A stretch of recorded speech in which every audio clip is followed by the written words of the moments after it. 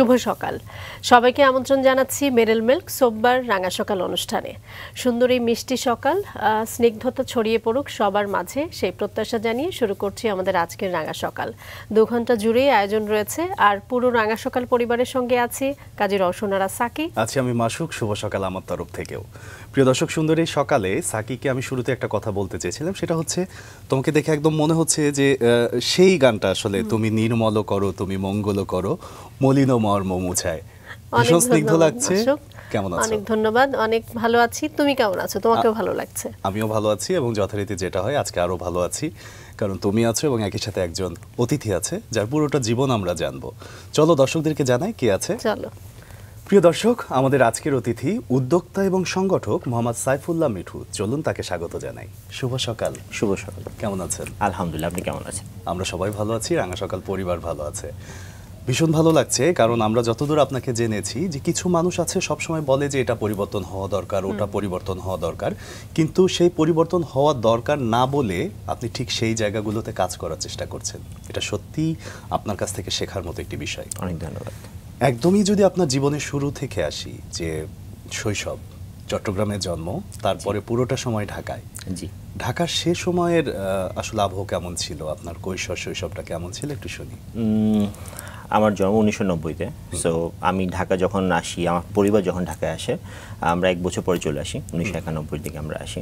তো ছোটোবেলায় অবশ্যই সবারও তো মনে থাকে না, সো আমারও তো মনে নেই, কিন্তু একটু ডানপিটে ছিলাম ছোটোবেলা থেকে। সো এর জন্য পরিবার সব একটু ভয় পেত যে হলো যে কখন কি করে বসবে বা কখন ব্যথা হবে। সো এটা সবসময় ছিল। অ্যাপার্ট ফ্রম দ্যাট ভালো ছিল। সো আমি যদি বলি যে ঢাকাতে আমার প্রথম স্মৃতি বা যেটা সেটা আমরা 3 ভাই বোন। তো আমার বড় ভাই এবং বড় বোন যখন পড়াশোনা করতো, আমার এটাই সবার আগে মনে পড়ে যে ওরা পড়াশোনা করতেছে, আমি স্কুল যেতে পারছি না, সেরকম একটা জিনিস। এটা নিয়ে মনের মধ্যে খুব খারাপ লাগা কাজ করছিল। খারাপ লাগতো, হ্যাঁ, অনেক। সো আমি এই জন্য সবসময় বাসায় বলতাম যে আমাকে স্কুলে কখন পাঠাবা, আমি কখন যাবো, এই আর কি। সো আমি যখন 3.5 বা 4 বছর, তখন আমাকে একটা পাড়ার একটা স্কুলে দেওয়া হয়। সো ওটা বাসাতে বেশি দূরত্ব না, হাঁটলে মনে হয় 5-6 মিনিট বা 7 মিনিট মতো লাগে। সো যেহেতু ছোটোবেলায় তখন দুষ্ট ছিলাম, তো এই জন্য গিয়ে আমাকে যখন ভর্তি করানো হয় স্কুলে, তখন বলে দেওয়া হয় যে এই ছেলেটা খুব দুষ্ট, সো একে চোখে চোখে রাখবেন, এই আর কি। আমি মনে হয় 3 বা 4 দিনের মাথায় আমি স্কুল থেকে একা চলে আসি, একা বাসায় চলে আসি। তো আমার গেটে তো বলা ছিল যে ছেলে অনেক দুষ্ট, বের হতে দেওয়া যাবে না। তো আমি তখন যেটা করি সেটা মাঠের মতো ছিল, ওই মাঠের এখানে কয়েকজনকে বলে তোমরা একটু ঝগড়া করো বা এমন করো, দারোয়ান সরে আসবে। তো দারোয়ান সরে আসে, এর মধ্যে আমি স্কুল থেকে বের হয়ে আসি। এটা ছিল ছোটবেলা। সো এরপর বাসায় আসি, বাসায় একা ব্যাক করার পরে আমি একটু সাইজ তখন ছোট ছিলাম, সো আমি বেল বাজাতে পারছিলাম না। তা আমি বাইরে থেকে শুনছিলাম, আর আম্মু আমাদের যে আমাকে আনতে যাবে তাকে বলছি তাড়াতাড়ি যাও, নাহলে মিঠু আবার দেখা যাবে চলে আসছে। তো খুলে দেখে আমি দাঁড়িয়ে আছি। এই ছিল। সো এটার পর আমার স্কুল যাওয়া বন্ধ হয়ে যায়। ও আচ্ছা। কারণ কি তখন সবাই ভয় পায় আমি আবার কি করবো। আম্মু আমাকে তখন জিজ্ঞাসা করে, তুই যখন আসিস বাসায় যখন আসিস, রিক্সা যদি মেরে দিতে, আমি বলছি আমি সব দেখে আসি, রিক্সা না কেউ আমাকে পারবে, এমন আর কি জিনিস ছিল। তো ছোটবেলা অনেক ডান পিঠে হয়েছে, কাটানো হয়েছে। এই তো। একটু বাবা মা সম্পর্কে শুনি। আচ্ছা, সো আমার বাবা ব্যবসায়ী ছিল, তো উনি মারা গিয়েছেন 2014 সালে, আর আমার মা গৃহিণী। এই তো। সো আব্বু আগে গ্রামেই ছিল, আব্বু আমার পুরো ফ্যামিলি। তো এরপর আমার আব্বু নিজের প্রচেষ্টায় ওখান থেকে সৌদিতে যান, ওখানেই কাজ করা শুরু করেন। আর অ্যাপার্ট ফ্রম দ্যাট আমরা গ্রাম থেকে প্রথমত গিয়ে আমরা চিটাঙে আসি, ওখানে আমার জন্ম। আমার বড় 2 ভাইয়ের জন্ম, আমার বড় ভাইয়ের জন্ম গ্রামে, আর আমার বড় বোনের জন্ম চিটাঙে। আচ্ছা। বাবার কাজের সুবাদে দেশের বাইরে ছিল? জি হ্যাঁ। আচ্ছা, পরবর্তীতে দেশে এসে আপনাদের সাথে একসাথে? হ্যাঁ, সো উনি যাওয়া আসার মধ্যে থাকতো, এই আর কি। চমৎকার, সুন্দরভাবে এগিয়ে যাচ্ছে আপনার গল্প। আমরা আপনাকে আরো একটু দর্শকদের সাথে পরিচয় করাতে চাই, কিছু তথ্য আছে আপনার সম্পর্কে পড়তে চাই। জি প্লিজ। দর্শক, মানুষকে স্বাবলম্বী করতে সরাসরি কাজ করছে গিভ বাংলাদেশ ফাউন্ডেশন। প্রতিষ্ঠানটির সভাপতি এবং সহ প্রতিষ্ঠাতা মোহাম্মদ সাইফুল্লাহ মিঠু শীতবস্ত্র বিতরণ প্রকল্প থেকে ধীরে ধীরে অন্যান্য কর্মকাণ্ড শুরু করেন প্রতিষ্ঠানটি। ফলন, পথ চলা, লড়াই, 1000 স্মাইল, অক্সিজেন, এরকম 7টি প্রকল্প নিয়ে বর্তমানে কাজ করছে গিভ বাংলাদেশ। প্রজেক্ট ফলন এ পর্যন্ত প্রায় 9000 মানুষের সহায়তায় পেয়েছেন। প্রজেক্ট অক্সিজেনের মাধ্যমে এ পর্যন্ত 1,03,600টি গাছ লাগিয়েছে খুলনা এবং সাতক্ষীরার ঝুঁকিপূর্ণ এলাকাগুলোতে। 1000 স্মাইল প্রজেক্টে এ পর্যন্ত 78 জন তালুকাটা এবং ঠোঁটকাটা শিশু অস্ত্রোপচার হয়েছে। নিরাপদ পানির জন্য উদ্যোগ অম্বুর মাধ্যমে উত্তরবঙ্গ, পার্বত্য চট্টগ্রাম, উপকূলীয় 9টি জেলায় প্রায় 33,000 মানুষ উপকৃত হয়েছেন। প্রজেক্ট কন্যার মাধ্যমে অসচ্ছল প্রান্তিক কিশোরী, তরুণী, পূর্ণবয়স্কা নারীদের জন্য স্বাস্থ্য শিক্ষা, হাইজিন কিট ইত্যাদি দেওয়ার কাজ করছেন। মোহাম্মদ সাইফুল্লাহ মিঠু আইপেস বাংলাদেশ লিমিটেডের সহ প্রতিষ্ঠাতা এবং সিসিও। প্রতিষ্ঠানটি বাংলাদেশের কৃষিকে এগিয়ে নিয়ে যেতে কাজ করছে। তার সম্পর্কে জানলাম এবং তাকে আরও জানতে চাই, ফিরে যাচ্ছি তার কাছে। যেমনটা বলছিলেন যে ছোটবেলায় দুরন্ত ছিল, ছোটবেলায় আমরা যতদূর জানি যে আরেকটু বড় হওয়ার পরে পড়াশোনার পাশাপাশি নানা এক্সট্রা কারিকুলার অ্যাক্টিভিটির সাথেও জড়িত ছিলেন, একটু শুনি আপনার মুখ থেকে। সো আমি যদি বলি স্কুল লাইফটা আমার শুরু হয় হচ্ছে মতিঝিল আইডিয়াল স্কুল কলেজে। তো আমি যদি তখন কথা যদি বলি যে আমি ওখানে ছিলাম 2 বছর ছিলাম, ক্লাস 2 পর্যন্ত ছিলাম, 3-এর মাঝামাঝি সময় ওখানে বের হয়ে আসি। তখন ছোট্ট একটা কাহিনীটা শেয়ার করি। তো তখন যেটা হয়েছিল, তখন আমাদের ওখানে ফয়জুর রহমান স্যার ছিলেন, উনি আমাদের তখন পড়াতেন। উনি খুব রিনাউন্ড একজন টিচার ছিলেন। তো স্যার যখন বের হয়ে আসি স্কুল থেকে একটা সমস্যার কারণে, তো আমিও স্যারের সাথে বের হয়ে চলে আসি। সো ওনার স্কুলে যে আমি পরবর্তী ভর্তি হই। সো আমার কাটেই সে ফয়জুর রহমান আইডিয়াল স্কুলেই হচ্ছিল, ফয়জুর রহমান আইডিয়াল ইনস্টিটিউটই হচ্ছিল কি মোটামুটি আমার বাকিটা সময় কেটে। এটা কোন ক্লাসে পড়ার কথা বলছেন? আমি ক্লাস 3 কথা বলছি। ক্লাস 3-তে স্যারের সঙ্গে বের হয়ে আসলেন? জি হ্যাঁ, স্যার যখন বের হয়েছে তখন আমি বের হয়ে আসি। এটা কি পরিবারের ডিসিশনে হলো? না, এটা আমার ডিসিশনে হয়েছে। সো আমি খুব জিদ্দি ছিলাম। সো কারণ আমার কাছে মনে হয়েছিল যে আমি স্যারের প্রতি খুব, স্যারের কথা এবং কাজ আমার খুব ভালো লাগতো। স্যার আমাদেরকে হচ্ছে এথিক্স এবং হচ্ছে এইসব বিষয় নিয়ে কথা বলতো, কোনটা রাইট কোনটা রং। আমার এখনো মনে আছে, আমরা একবার অ্যাসেম্বলিতে ছিলাম, তো আমাদের টুপি পড়তে হতো, স্কুল টুপি পড়ার সিস্টেম আছে। তো একটা হচ্ছে নেটেড টুপি ছিল, একটা হচ্ছে নর্মাল যে টুপি সিস্টেম ছিল, আমাদের নেটেড টুপি পরা লাগতো। জি হ্যাঁ। তো স্যার তখন 2টা স্টুডেন্টকে ডেকে বলছে যে এটার মধ্যে কোনটা রাইট কোনটা রং, এরকম করে দেখাচ্ছিল যে এটা হচ্ছে রাইট, এটা হচ্ছে রং, এমন আর কি। তো দ্য থিং ইজ দ্যাট আমার কাছে তখন থেকে মনে হতো যে হলো গিয়ে স্যার যেভাবে কথা বলেন বা স্যার যেভাবে হচ্ছে হইলো গিয়ে আমাদেরকে শিখান জিনিসপত্র, আমার খুব পছন্দ ছিল। তো এপ্রিলের দিকে আমরা, স্যার তখন নতুন স্কুল ওপেন করে, আমি যখন ক্লাস 3-তে, তখনই হচ্ছিল কি স্যার স্কুল আমার চলে যাওয়া হয়। আমি আম্মুকে বলি যে, তখন আমার আব্বু তখন দেশে বাইরে, তো আম্মুকে বলি যে আমি যদি স্যার স্কুলে না পড়ি আমি পড়াশোনা করবো না, এরকম একটা জিদ করি। এটা আসলে আমার সালটা এক্স্যাক্টলি মনে নেই। এই হচ্ছে হইলো আমার তখন ওই স্কুলে ট্রান্সফার হওয়া। আমি যদি বলি আমি জানি না লাকি নাকি আমি ব্যাড লাগ আমার, বাট আমি ক্লাস 1 থেকে 10 পর্যন্ত প্রতিবারই আমি ক্লাস ক্যাপ্টেন ছিলাম। এটা একটা জিনিস। সো আমার কোনোদিন হচ্ছে মিস হয়নি। সো স্যাররা সবসময় আমাকে চুজ করতো, এটা একটা জিনিস। আর হচ্ছে গিয়ে স্কুল লাইফে যদি বলি, স্কুল লাইফে আসলে তখন তো এত অ্যাক্টিভিটি করা যেত না, এখন যত অ্যাক্টিভিটি করা যায়। তখন স্কুল লাইফে হচ্ছে একটা সময় স্কাউটিং করতাম, এরপর হচ্ছে অ্যাপার্ট ফ্রম দ্যাট ডিবেটিং করা হতো, এরপর হচ্ছে সো এই ধরনের কারিকুলার, এই ধরনের অ্যাক্টিভিটিতে হচ্ছে গিয়ে অংশগ্রহণ করা। যেহেতু আপনি স্টুডেন্ট ভালো ছিলেন, সেক্ষেত্রে হয়তো সবকিছুতেই আপনাকে প্রাধান্য দেওয়া হতো। আপনি যেটি বলছিলেন যে স্যারের সঙ্গে আপনি স্কুল থেকে বের হয়ে আসলেন, এটা তো আসলে নর্মাল কোনো বিষয় নয়, এবং বাবা মার ক্ষেত্রে তো এটা আরো টাফ একটা ডিসিশন, এবং আপনার সঙ্গে সহমত হয়তো সেই জন্যই হয়েছিল, সেই জায়গাটাতে পড়াশোনাটাতে আপনি সবসময় ঠিক ছিলেন। বাবা মার কি কোনো চাওয়া পাওয়া ছিল, যদিও আপনার বড় আরো 2জন ভাই বোন ছিলেন, নাকি আপনার ইচ্ছেটাকেই সবসময় প্রাধান্য দেওয়া হতো? না না, আমার ইচ্ছাকে সবসময় প্রাধান্য দেওয়া হতো, জিনিসটা এমন না। যেমন খুব নর্মাল বাংলাদেশের নর্মাল সিস্টেম অনুযায়ী আমাদের সবসময় ডিসিশন মেকার আমার বাবাই ছিল। সো এখন হচ্ছে উনি সবসময় বলতে হচ্ছে যে পড়াশোনা ঠিক রাখা লাগবে, আর যত যা কিছু হোক না কেন, সেটা একটা জিনিস। বাট যেহেতু তখন ওই সময় আমি ছোটবেলায় আব্বুকে অনেক কম পেয়েছি একটা টাইম পর্যন্ত, যে উনি যদিও খুব তখন আসা যাওয়া করতো, কিন্তু কথা হচ্ছে কম পেয়েছি। সো কিছু কিছু ক্ষেত্রে হচ্ছে সুবিধা হতো যে আব্বু যখন থাকতো না, তখন আম্মুকে বোঝানো যেত, আম্মু আমি এটা করতে চাই, এটা করতে চাই না, এমন আর কি। আম্মু খুব সাপোর্টিভ, এসব একটা জিনিস। আম্মু এখন পর্যন্ত সাপোর্ট করে, তাহলে একটু কিন্তু আসতে পারতাম না। সো হচ্ছে হ্যাঁ, পড়াশোনা তখন মোটামুটি ভালো করতাম, খারাপ করতাম না, কিন্তু এই যে যেটা বললাম যে আব্বু সবসময় বলতো এটা করা লাগবে, এটা করা লাগবে, বা এবং পড়াশোনা করা লাগবে বেশি বেশি। তো আচ্ছা, তার মানে এসএসসি পর্যন্ত মোটামুটি এক্সট্রা কারিকুলাম অ্যাক্টিভিটি এবং পড়াশোনাটাকে ঠিক রেখেই চললেন। এর মধ্যে কি কোনো সাংগঠনিক কাজ করেছেন? জি হ্যাঁ, আমাদের স্কুলে হচ্ছে যত ধরনের অর্গানাইজ করা হতো, যে কোনো ধরনের ইভেন্ট বা কোনো কিছু, সেটা আমার করা হয়েছে অনেক। সো যে জিনিসটা হতো, যেমন হচ্ছে আমাদের স্কুলে কোনো শিক্ষা সফর, আমাদের তখন পিকনিক তো বলা হতো, শিক্ষা সফর বলা হতো, শিক্ষা সফর বলি, বা হচ্ছে হইলো গিয়ে আমাদের স্কাউটিংয়ের জন্য অনেক ধরনের কাজ করা লাগতো। তো সেই সবগুলো সবগুলো হচ্ছে আমার হাত দিয়ে করা হতো আর কি, সো করা হতো বেশি। আর আরেকটা জিনিস যেটা সেটা হচ্ছে যেহেতু স্যারের সাথে চলে আসছিলাম, তো সবাই জন্য বলতো আমি স্যারের খুব আদর্শ স্টুডেন্ট, যে স্যারের সাথে চলে আসছি, তো এই কারণে সবাই মোটামুটি খুব ভালো চিনতো। একটা বিষয় লক্ষণীয় যে ছোটবেলা থেকে আপনি নিজের সিদ্ধান্তগুলো নিজে নেওয়ার চেষ্টা করছিলেন এবং সেই সিদ্ধান্তগুলো নেওয়ার জন্য আপনি পরিবারকেও বা পারিপার্শ্বিক সব পরিস্থিতিকে মেনটেন করছিলেন এবং একই সাথে আপনি সাংগঠনিকভাবে এগিয়ে যাচ্ছেন। এই গুণগুলো কিন্তু শিক্ষা জীবনে বা স্কুল জীবনে খুবই গুরুত্বপূর্ণ। একটু শুনি এসএসসিতে ফলাফল কেমন হলো?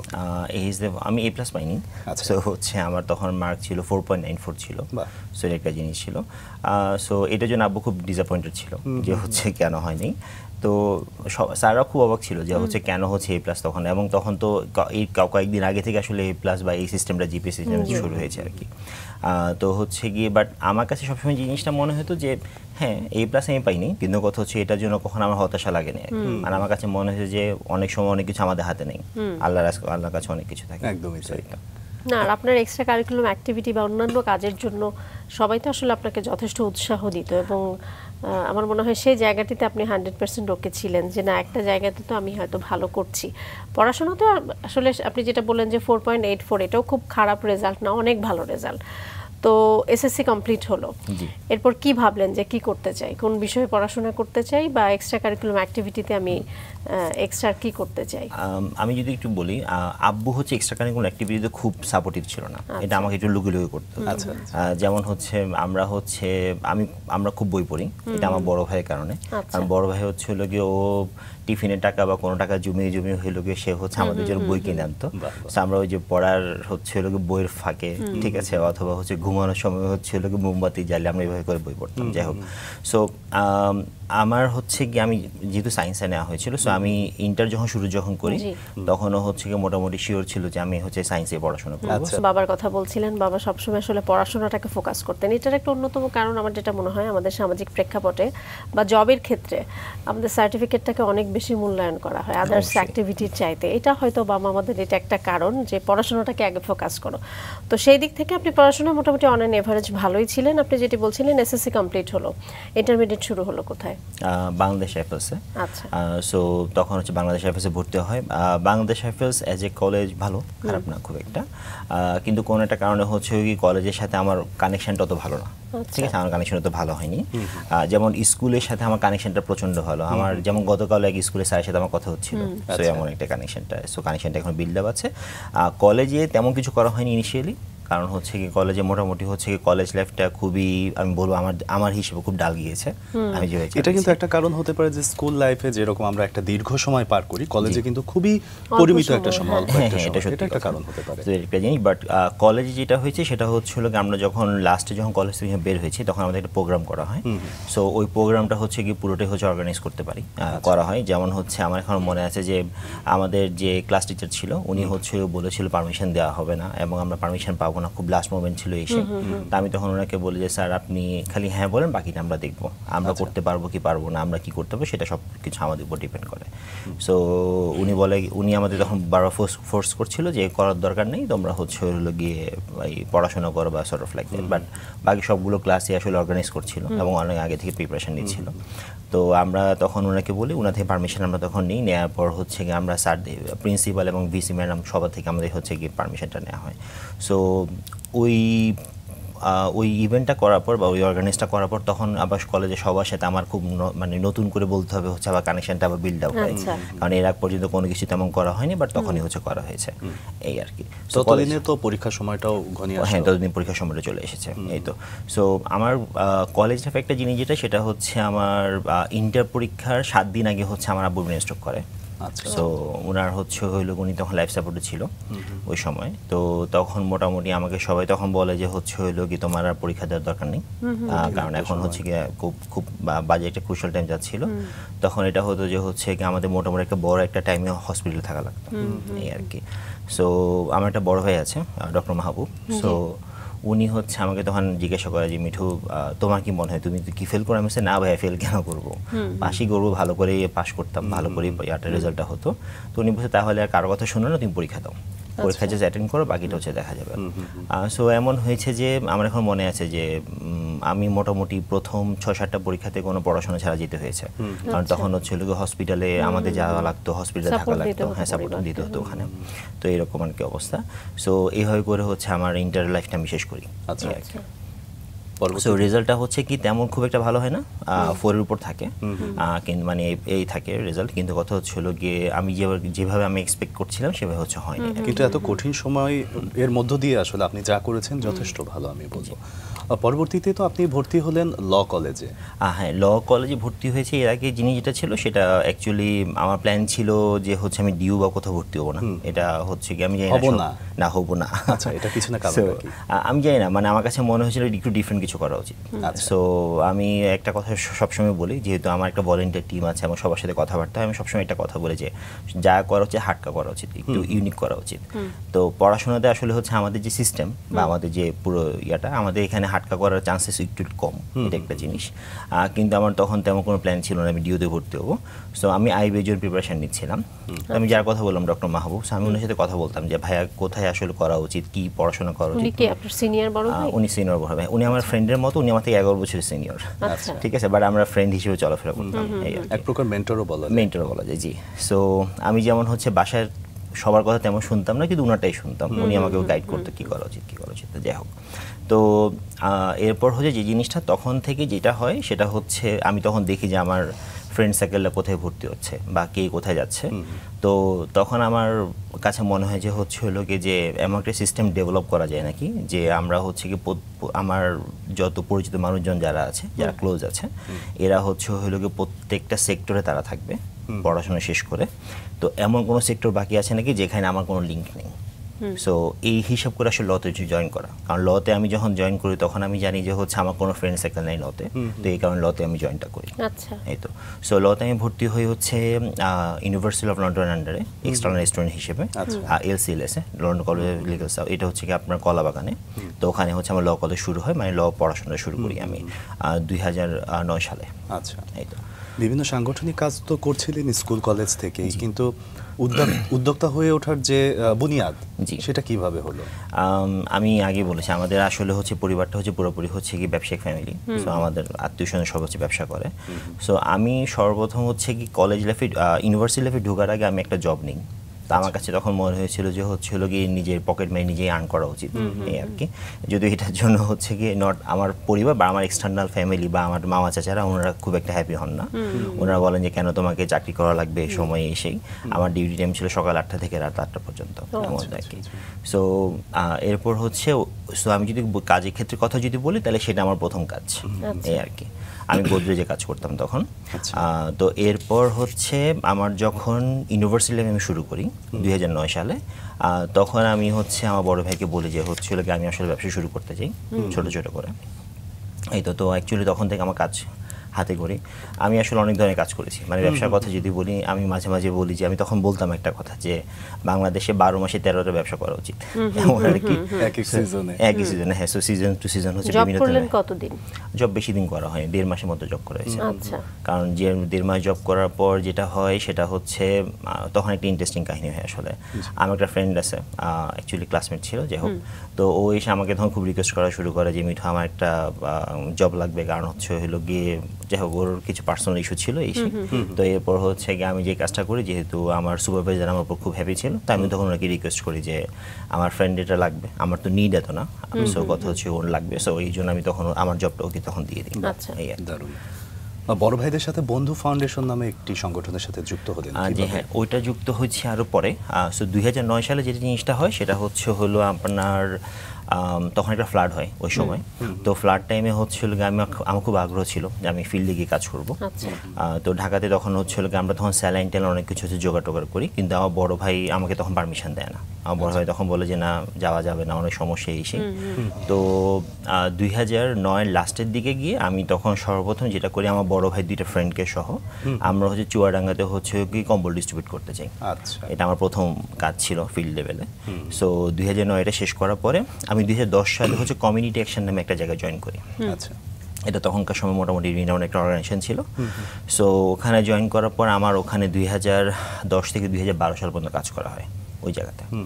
তো কাজ করার পর এরপর হচ্ছে 2013 সালে এসে এরপর হচ্ছে কি আমি সর্বপ্রথম হচ্ছে 2013 সালে না অ্যাকচুয়ালি 2012 জানুয়ারি পর্যন্ত ওখানে কাজ করি। এরপর হচ্ছে 12 লাস্টের দিকে আমি হচ্ছে আমার বড় ভাই যে অর্গানাইজেশন ছিল ওরা কলেজ টাইমে তারা ওপেন করেছিল। ওটা মানে ওটা খুব বিস্তরভাবে কাজ করতো জিনিসটা এমন না, বাট তারা খুব ইন্টারেস্টিং কিছু ছোট ছোট প্রজেক্টে কাজ করতো। ওরা কলেজ লাইফে সেটা বন্ধ হয়ে যায় ওতে।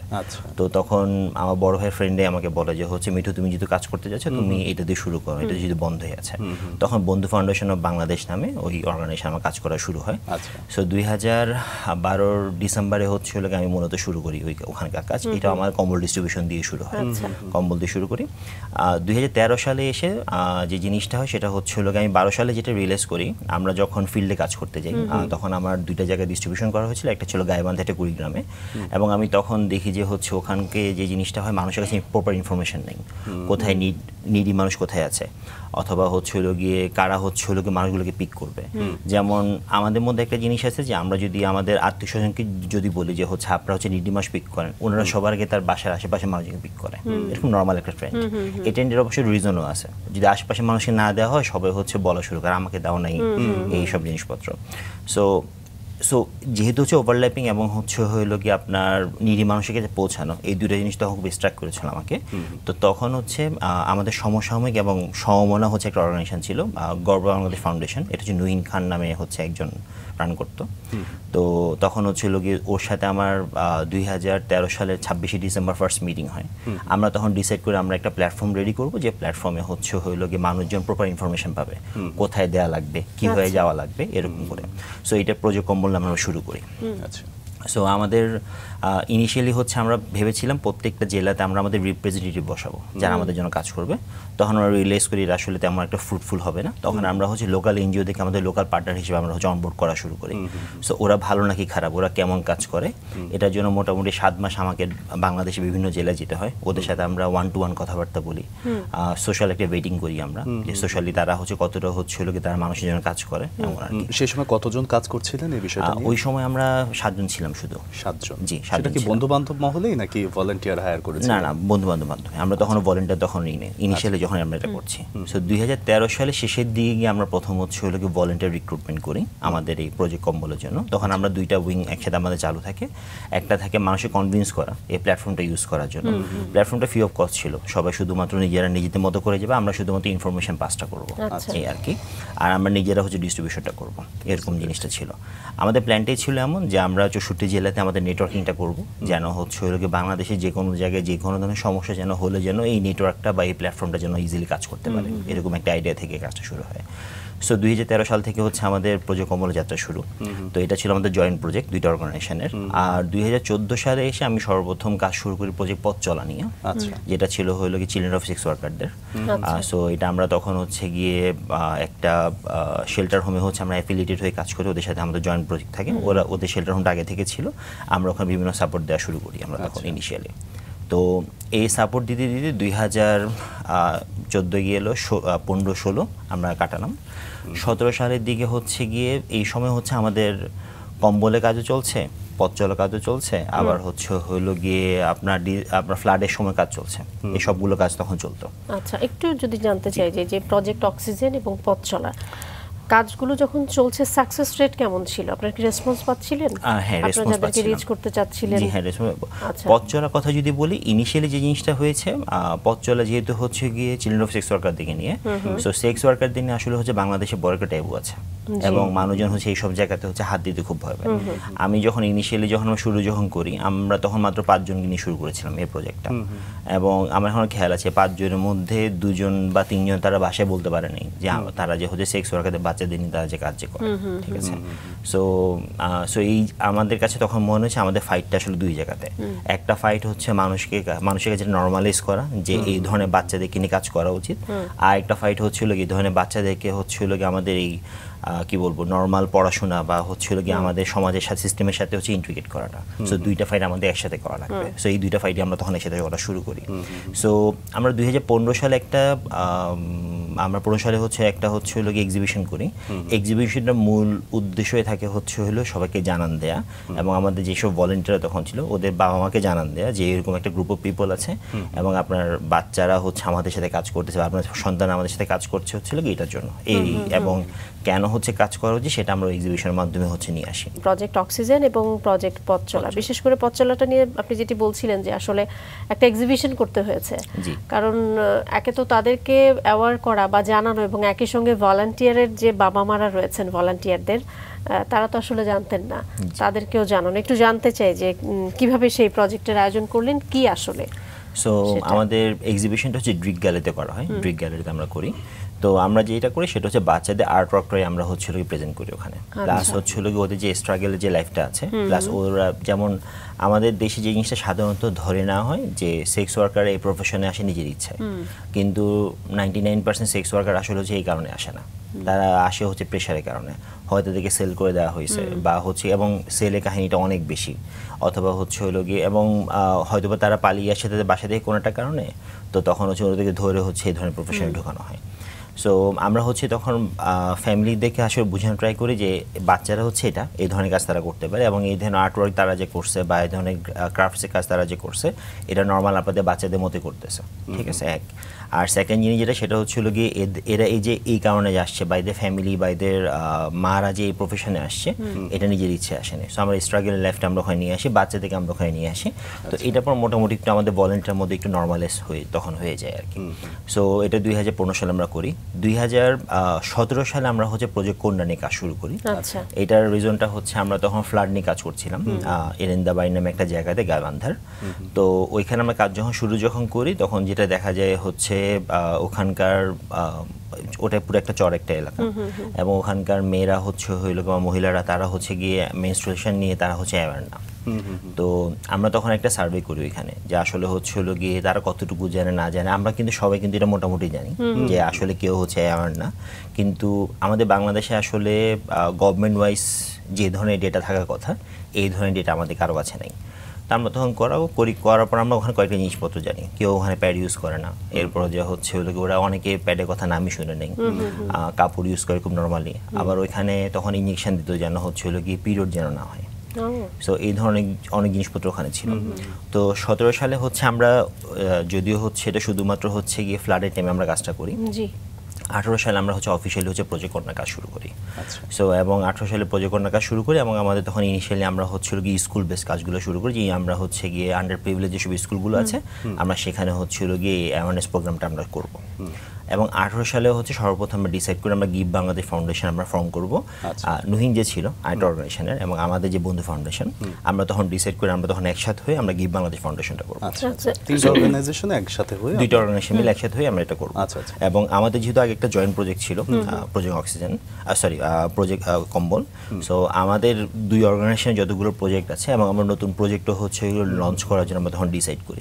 আচ্ছা, এই জায়গাতে একটা প্রশ্ন করতে চাই, সেটা হচ্ছে যে আপনি একের পর এক সমাজ সচেতনতামূলক কিছু কাজ করে যাচ্ছেন, সেটা কি শুধুমাত্র মানুষের ওয়েলফেয়ারের জন্য নিজের ভালো লাগা থেকে করছেন, নাকি এর সাথে আসলে আরো অন্যান্য কিছু বিষয় যুক্ত আছে? যেমন কারো কারো চাকরির ব্যবস্থা করা যাচ্ছে বা নিজে কিছুটা অর্থনৈতিকভাবে স্বাচ্ছন্দ্য বোধ করা যাচ্ছে, মানে জায়গাটা একটু ক্লিয়ার হতে চাই।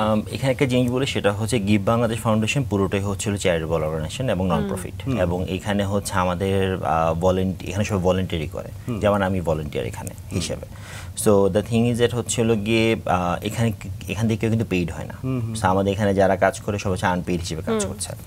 এক সেকেন্ড জিনিস যেটা সেটা হচ্ছে কেন যদি বলি কেন হচ্ছে হলো গিয়ে এইসব প্রজেক্টগুলো নিয়ে কাজ করা হয়েছে এবং কেন হচ্ছে এইসব প্রজেক্ট নিয়ে আমরা এখনও কাজ করছি, যেটা আমি বিশ্বাস করি সেটা হচ্ছে হলো গিয়ে যে আমরা সবসময় চেঞ্জের কথা বলি, চেঞ্জ করা লাগবে, এ করা লাগবে, সে করা লাগবে। যেমন রাস্তা দিয়ে গেলে সবচেয়ে ইজি জিনিস যেটা সেটা হচ্ছে আমরা দেখি মানুষজন গাড়ি দিয়ে বা হচ্ছে কি গাড়ি জানালা দিয়ে বা কিছু দিয়ে তারা হচ্ছে ময়লা ফেলছে, আমরা তখন খুব বিরক্ত হই, হ্যাঁ ময়লা ফেলছে কেন, ঠিক আছে আচ্ছা।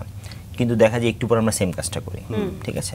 এটার দুইটা কারণ থাকে, একটা হচ্ছে আমরা নিজেরা দেখতেছি অন্যরা করতেছে, সো একটা অনেকটা পিয়ার প্রেশার টাইপ, ও করতেছে তাহলে আমার করতে সমস্যা, এটা একটা জিনিস। আর সেকেন্ড একটা জিনিস হচ্ছে আমরা অলওয়েজ যেটা বলি যে ময়লা ডাস্টবিন নিয়ে ফেলবো কোথায়, ঠিক আছে ওকে। সো আমার কাছে অলওয়েজ যে জিনিসটা মনে হয় সেটা হলো যেমন আমার ব্যাগের একটা পোর্শন থাকে যেখানে আমি অলওয়েজ ময়লা রাখি, ঠিক আছে, আমি যখন ডাস্টবিনটা পাই তখন হচ্ছে ফেলি। তো আমার কাছে যেটা মনে হয় যে চেঞ্জের কথা আমরা যদি বলি, চেঞ্জটা আসলে নিজ থেকে শুরু করা উচিত।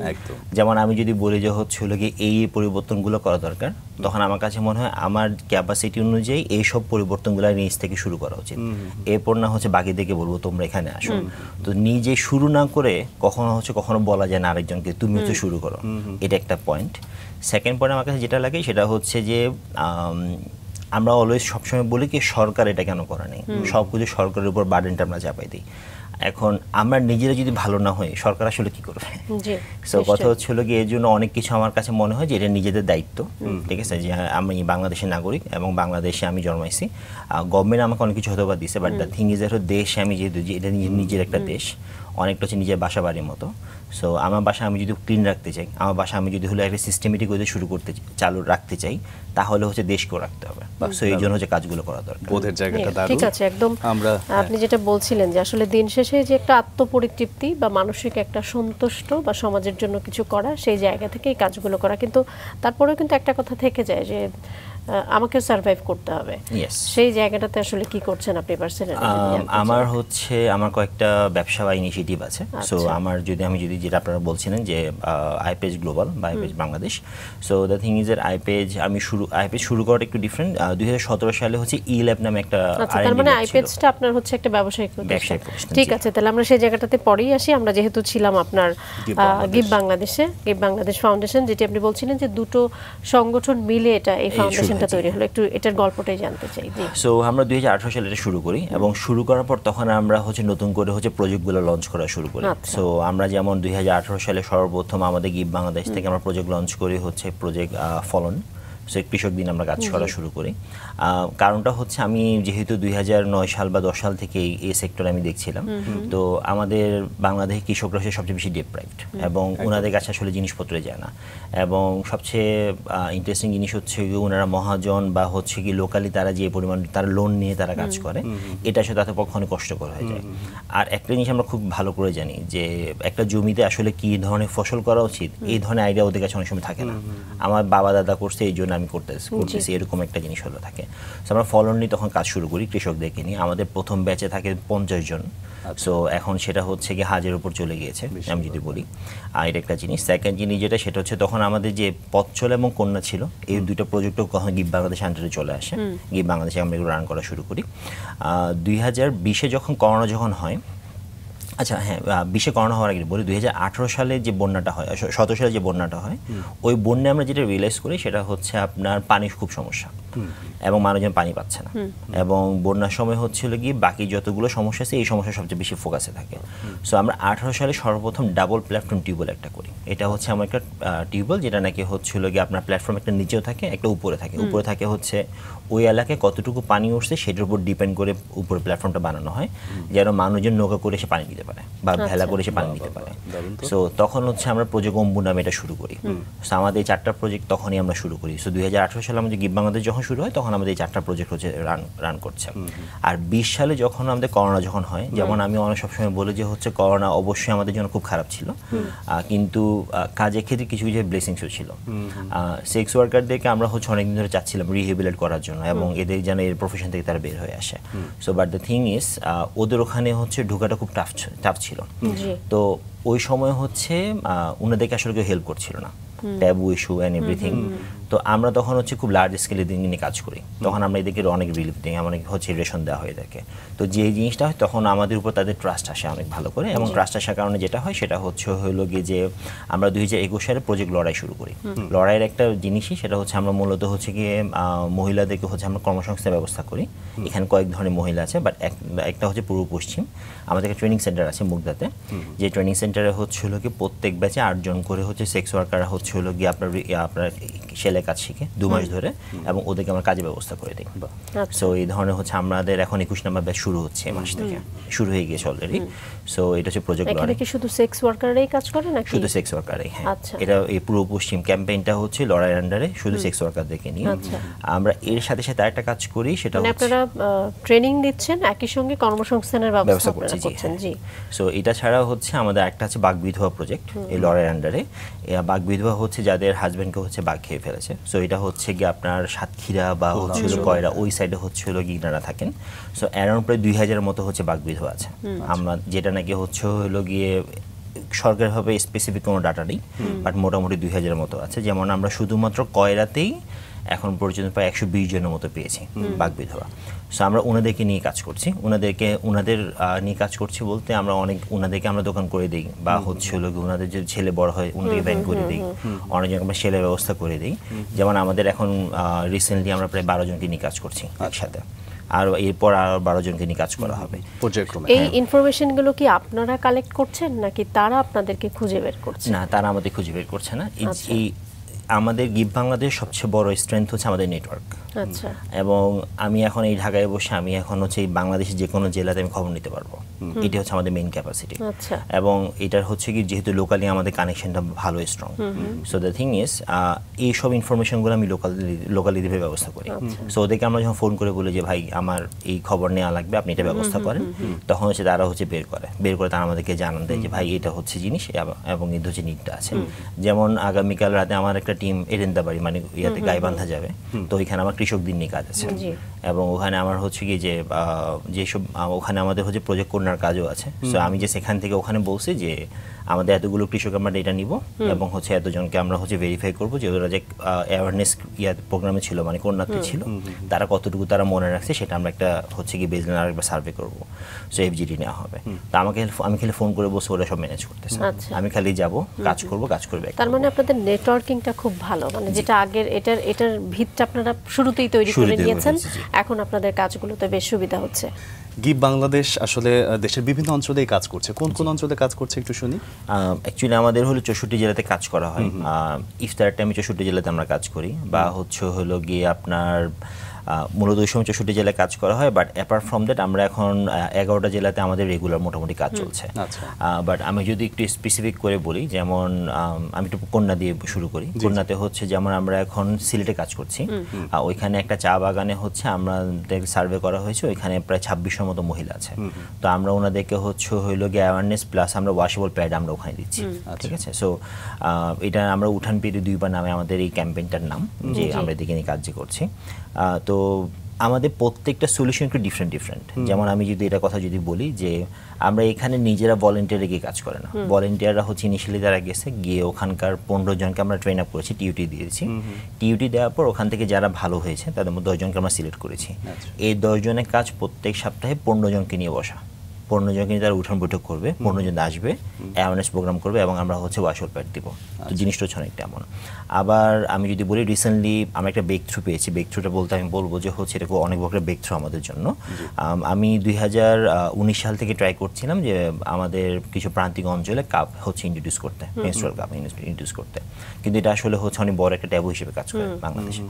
সো এবং কাপের রিজনিংটা হচ্ছে এখানে আমি যদি সলিউশনের কথা যদি বলি, যে কারণে আমার কাছে মনে হয় যে আমাদের প্রজেক্টগুলো একটু ইউনিক, যেটা হচ্ছে যেমন আমি যদি প্যাডের কথা বলি, সব জায়গায় সব ধরনের সলিউশন আসলে ইন্ট্রোডিউস করা সম্ভব না এবং উচিত না। এটা উচিত হচ্ছে হলো ওখানকার অবস্থা দেখে আসলে ইন্ট্রোডিউসটা করা উচিত। শহর অঞ্চলগুলোতে হচ্ছে আমরা যদি নর্মাল স্যানিটারি ন্যাপকিন দিই, আমার কাছে মনে হয় কোনো সমস্যা নেই, আমরা প্রপারলি হচ্ছে এটা ডিসপোজ করতে পারি, যেহেতু প্লাস্টিক একটা ইস্যু এখানে আছে। কিন্তু আপনি যদি গ্রাম অঞ্চলে যদি যান, যেখানে আপনার পানির সমস্যা নেই বা কোনো কিছু নেই, ওখানে আপনি যদি দেন ওরা কিন্তু প্রপারলি ডিসপোজ করবে না, এবং এটা আমরা ফেস করে আসছি আগে। তো আমি হচ্ছে এইসব অঞ্চলে, যেমন যেসব অঞ্চলে পানির সমস্যা নেই, ওখানে আমি হচ্ছে ওয়াশেবল প্যাডটা আমি বেশি প্রেফার করি, ওখানে ওয়াশেবল প্যাড আমরা দিই।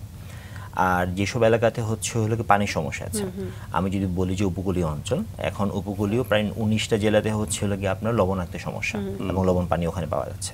তো এইসব জায়গায় হচ্ছে বেস্ট হচ্ছে হলো আপনার মেনস্ট্রুয়াল কাপ, ঠিক আছে। সো আমরা হচ্ছে কয়রাতে আমরা হচ্ছে কাপ বার্ড নামে একটা ক্যাম্পেইন চালু করেছি, যেখানে আমরা গত 4 মাস ধরে আমরা হচ্ছে কি 7 জন মহিলাকে নিয়ে কাজ করেছি কাপের জন্য। এবং এটা আমাদের করতে হয়েছে কি আমরা একটু স্লোভাবে আগাচ্ছি, নাম্বারটাও খুব কম, তার কারণটা হচ্ছিল ওনাদেরকে আমাদের শেখাতে টাইম লাগছে। আমরা ওনাদেরকে গিয়েছি, ওনাদেরকে শিখেছি, শেখানোর পর ওনারা প্রপারলি ইউজ করতেছে নাকি, আমাদের এখানে প্রত্যেক মাসে আমাদের ওনাদের সাথে হচ্ছিল কি আমাদের কথা হচ্ছে। চেক ব্যাক করছি আমরা, কোশ্চেনিয়ার করছি আমরা, যে কোশ্চেন করছি আমরা যে কিভাবে ইউজ করছেন, কোনো সমস্যা হচ্ছে নাকি এরকম। সো আমরা যেমন এই মাসে আমরা 50 জনকে আমরা অনবোর্ড করব, এই 7 জনকে দিয়ে আমরা হচ্ছে বাকি 50 জনকে আমরা পিক করাইছি। সো আমাদের টার্গেট আছে আগামী 1-1.5 বছরের ভিতরে এইখানে আমরা হচ্ছে প্রায় 100 মতো মহিলাকে আমরা রিচ করব। সো সলিউশনগুলো ডিফারেন্ট হওয়া লাগে, এটার জন্য বললাম আর কি। যেমন আমি পানির কথা যদি বলি, আমরা যেমন উত্তরবঙ্গে কাজ করছি যেখানে ফ্লাড হয়, সেখানে আমরা কাজ করছি ডাবল প্ল্যাটফর্ম টিউবওয়েল নিয়ে, যেন হচ্ছে তার বন্যার সময় পানি পায়। আবার আমি যদি পাহাড়ের কথা যদি বলি, সেখানে আপনি টিউবওয়েল দিতে পারবেন না, ওখানে আমরা রিজার্ভার নিয়ে কাজ করি। বা যেমন আমরা গত মাসে একটা কাজ শেষ করলাম বান্দরবনে, সেটা হচ্ছিল গিয়ে আমরা ওয়াটার ট্রান্সপোর্ট সিস্টেম আমরা ডেভেলপ করেছি। মানে উপরে যেসব ঝিরিতে পানি আছে, যেসব ঝিরিতে যেতে হচ্ছে ওনাদের প্রায় 2-2.5 ঘন্টা বা 3 ঘন্টা লাগে, আমরা ওই ঝিরি থেকে হচ্ছে পানির ব্যবস্থা করে পাড়াতে নিয়ে আসছি। সো আবার উপকূলীয় অঞ্চলের জন্য আমরা ওখানে ডিসালিনেশন প্ল্যান নিয়ে কাজ করছি।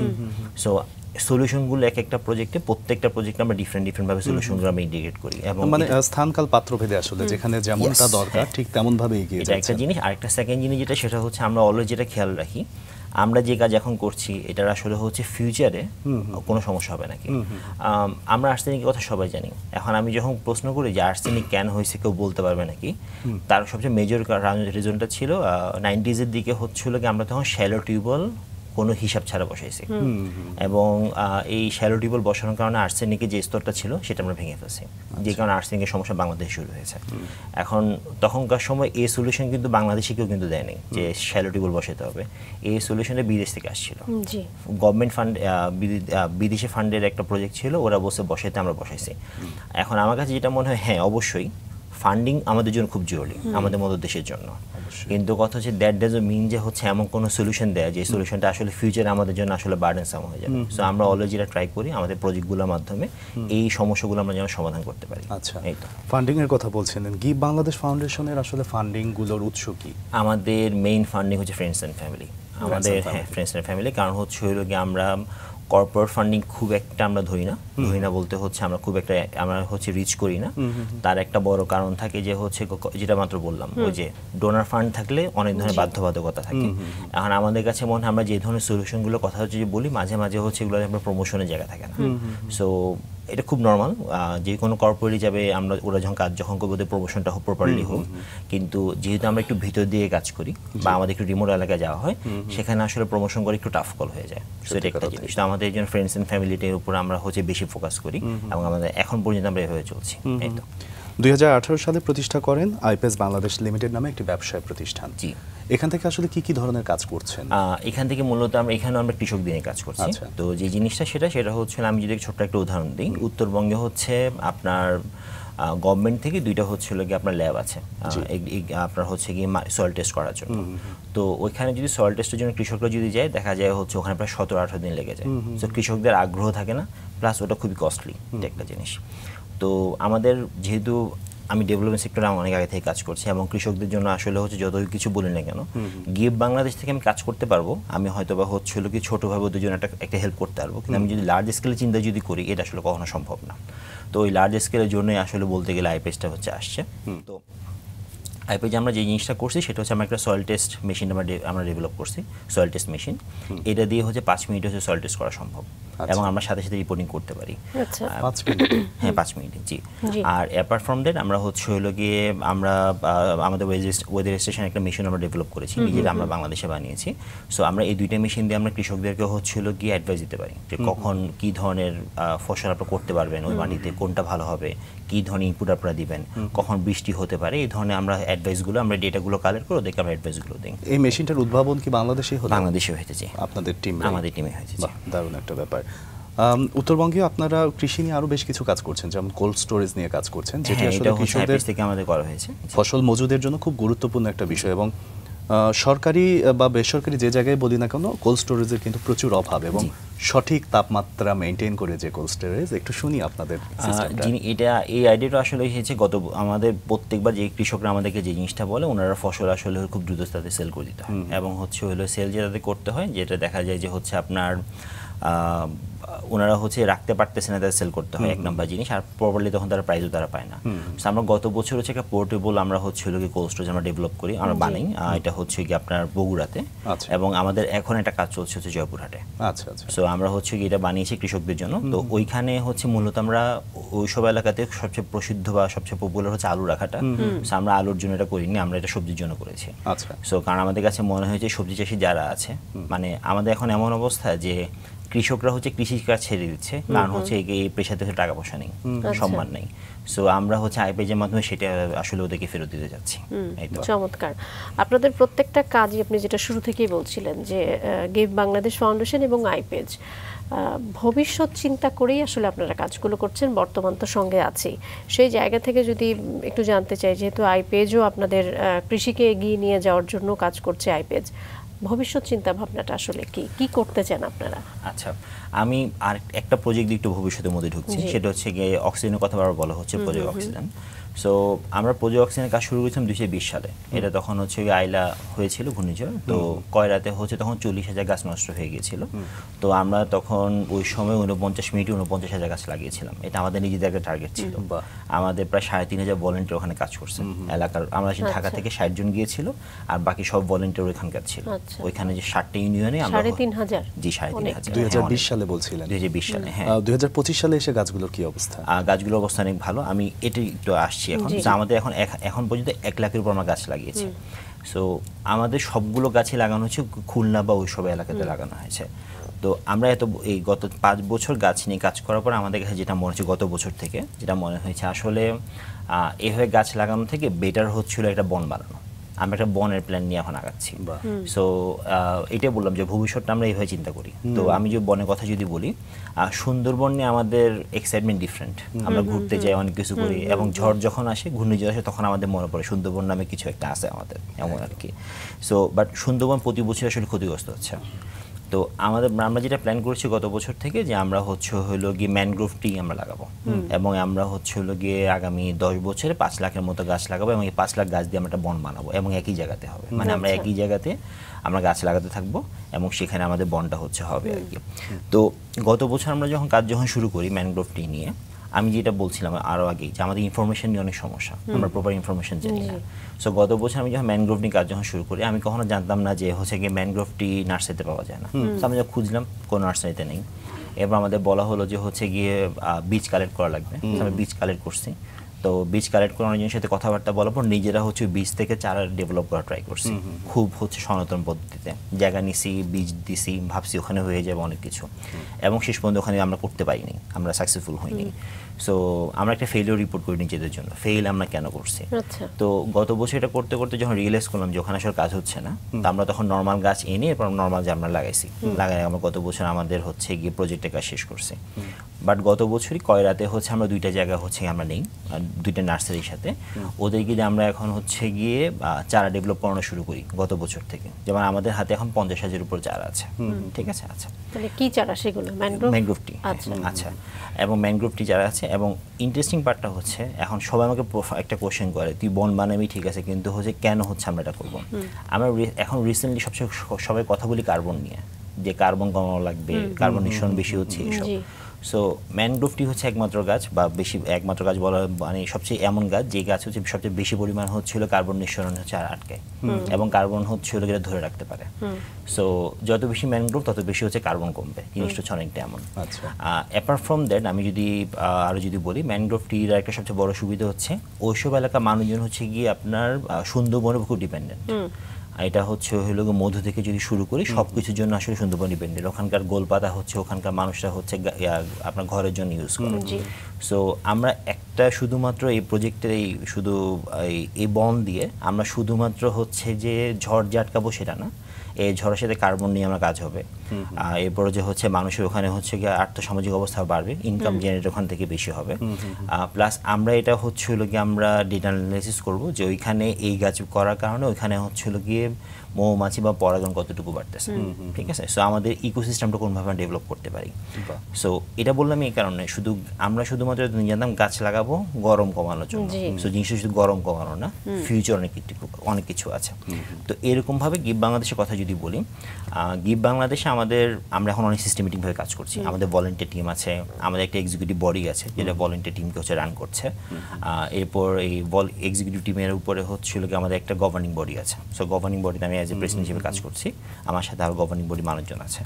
সো যদি আমরা ভলেন্টিয়ার অর্গানাইজেশন, বাট আমরা সিস্টেমটা এখন আমাদের চলে আসছে হচ্ছে এমনভাবে। তো ফিউচার আমি যদি বলি, গিভ বাংলাদেশকে আমি চাই আমরা যেসব প্রজেক্ট নিয়ে কাজ করছি, আমরা সিগনিফিকেন্ট যেন হচ্ছে একটা চেঞ্জ, আমরা যেন রেভলিউশন আমরা যেন দেখতে যেন পাই। যেমন অক্সিজেনের কথা বললাম, প্রত্যেকটা ক্ষেত্রে সেম। যেমন আমি যদি আমাদের পূর্ব পশ্চিম ট্রেনিং সেন্টারের কথা যদি বলি, আমাদের প্ল্যান আছে আমরা এখানে প্রায় 400 মতো মহিলাকে আমরা এখানে কাজ শিখাবো। শেখানোর পর আমরা যাবো যে ওনাদেরকে যেন উদ্যোক্তা আমরা করতে পারি। আর এটার জন্য আমরা অলরেডি হলো গিয়ে একটা টেইলর শপ নিজেরা দেওয়ার প্ল্যান করছি, যেটা ওনারা রান করবো, ওনারা সব কিছু দেখভাল করবে। সো প্রত্যেকটা প্রজেক্টে আমাদের এরকম করে একটা করে চেঞ্জ আছে যে আমরা ফিউচারে দেখতে চাই কেমন করে, এই একটা জিনিস। আর আইপিজের কথা যদি বলতে চাই, আমাদের বাংলাদেশে যে জিনিসটা হয়, আমরা হচ্ছে যখন ফলন করি, আমরা আসলে নিড বেসড আমরা হচ্ছে উৎপাদন করি না। আমাদের উৎপাদনটা হইলো গিয়ে প্রোডাকশনটা হলো গিয়ে হুজুকে, আমি সবসময় বলি। কারণ হলো গিয়ে আলু ভালো হয়েছে সবাই আলু লাগাও, ভুট্টা ভালো হয়েছে সবাই ভুট্টা লাগাও, কিন্তু আসলে ডিমান্ড কতটুকু সেটা আমরা দেখি না। সো ডিমান্ড অ্যান্ড সাপ্লাইয়ের হলো গিয়ে এই ব্যালেন্সটা না থাকার কারণে যেটা হয় সেটা হলো কৃষকরা অনেক ঝামেলার মধ্যে ফেস করে।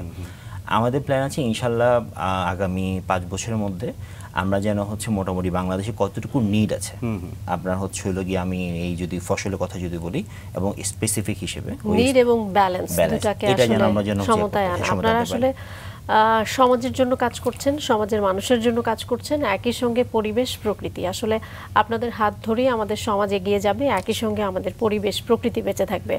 অনেক অনেক শুভকামনা আপনার জন্য, অনেক ধন্যবাদ আপনি আমাদেরকে সময় দিয়েছেন।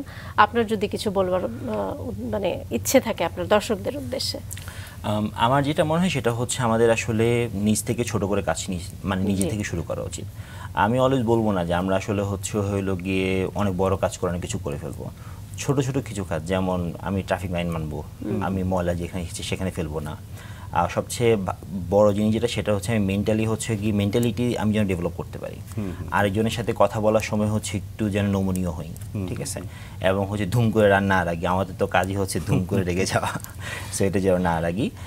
এবং আমার কাছে মনে হয় যে আমরা যদি এই ছোট ছোট নিজেদের ভিতরে চেঞ্জগুলো যদি করতে পারি, তাহলে আমরা আসলে বলতে পারবো বড় চেঞ্জ একটা আসছে। আর আরেকজনকে আসলে আঙ্গুল তুলে লাভ নেই, আগে নিজের দিকে তোলা উচিত আমি আসলে কি করতেছে। তো নিজে যদি ভালো হই, আমি বিশ্বাস করি আসলে আমরা সবাই ভালো হতে পারবো, ভালো হলে থাকতে পারবো। চমৎকার, দারুণ। অনেক ধন্যবাদ। অনেক ধন্যবাদ আপনাদেরকে।